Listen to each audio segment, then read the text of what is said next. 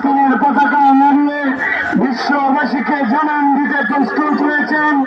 এই বর্বরতা, এই মানবতা বিরোধী অপরাধ, পৃথিবীর মানুষের গণতন্ত্রের নামে তাদের মূল চরিত্র আজকে পৃথিবীর কাছে প্রকাশ পেয়ে গেছে। আমরা আজকে সোহরাওয়ার্দী উদ্যানে সকল মিছিল এসে সমবেত হচ্ছে। আমরা মিছিলের জন্য কতগুলো স্লোগানকে নির্ধারণ করেছি। আমি স্লোগানগুলি আপনাদেরকে প্রথমে পাঠ করছি, এরপরে আমরা তার সাথে একত্রিত হয়ে আমরা স্লোগানগুলো দিব।